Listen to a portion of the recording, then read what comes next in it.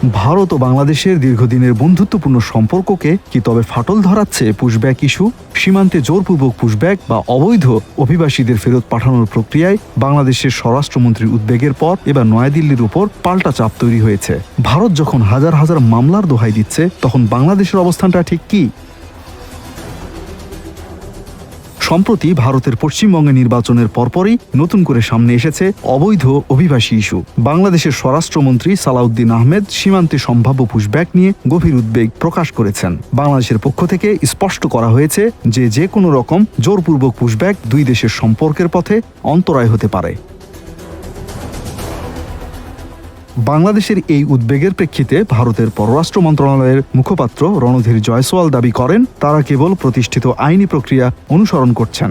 ভারতের দাবি, তাদের কাছে 2860টিরও বেশি জাতীয়তা যাচাইয়ের মামলা ঝুলে আছে, যা সম্পন্ন করার দায়িত্ব বাংলাদেশের। তবে 5 বছরেরও বেশি সময় ধরে এসব মামলা ঝুলে থাকা নিয়ে দুই দেশের মধ্যে আস্থার সংকট প্রকট হচ্ছে। বিশ্লেষকরা মনে করছেন, বাংলাদেশের এই অনড় অবস্থান ভারতের নতুন সরকারের জন্য বড় এক কূটনৈতিক চ্যালেঞ্জ তৈরি করতে পারে। একদিকে জাতীয়তা যাচাইয়ের আইনি মারপ্যাঁচ, অন্যদিকে বাংলাদেশের সাথে সীমান্ত সম্পর্কের ভারসাম্য রক্ষা, এই দুয়ের চাপে ভারত এখন কিছুটা অস্বস্তিতে।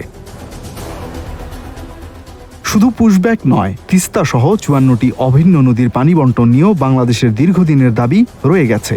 ভারত আলোচনার কথা বললেও তিস্তা চুক্তি নিয়ে এখনো পর্যন্ত কোনো নির্দিষ্ট অগ্রগতি দেখাতে পারেনি। অভিবাসী ইস্যুর সাথে পানি বন্টনের এই অমীমাংসিত বিষয়গুলো দিল্লির উপর বাড়তি চাপ তৈরি করছে। সীমান্ত নিরাপত্তা আর নাগরিকত্বের এই জটিল সমীকরণ শেষ পর্যন্ত কোন দিকে ধাবিত হবে? বাংলাদেশ কি পারবে ভারতের এই চাপ সামলে নিজের স্বার্থ রক্ষা করতে, নাকি পুশব্যাক ইস্যু ঢাকা দিল্লি সম্পর্কের গতিপথ পুরোপুরি বদলে দেবে? আরিফিন আল ইমরান, RTNN।